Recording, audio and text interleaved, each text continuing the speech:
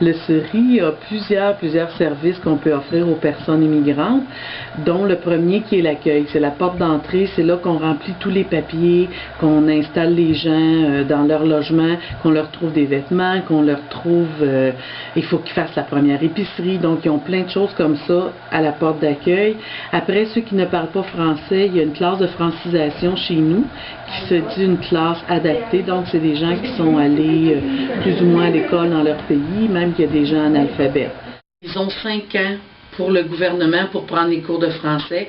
Après 5 ans, ils doivent aller ailleurs que dans les classes du ministère de l'Immigration. Ils doivent payer pour avoir des cours de francisation. Nous avons un service d'aide à l'emploi. On aide les personnes immigrantes à trouver du travail.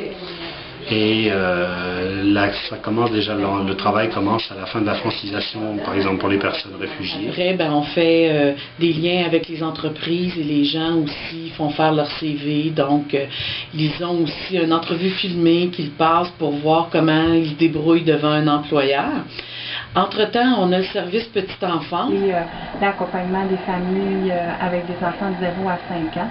Donc, c'est tout ce qui est vaccination, la recherche en garderie et briser l'isolement pour les femmes qui sont entre la francisation ou après, il y a des périodes de crue. On a le service aussi d'aide à l'intégration scolaire pour les autres familles qui ont des enfants de 5 ans et à 18 ans pour l'intégration scolaire. Donc, la personne fait le lien entre les écoles, les familles, les parents et les enfants. On a un service bénévolat qui compte à peu près entre 220 et 230 bénévoles qui gravitent alentour des familles pour toutes sortes de raisons, ne serait-ce que l'enfant qui va à l'école doit faire ses devoirs et les parents ne peuvent pas aider, donc on a une grosse équipe pour l'aide aux devoirs.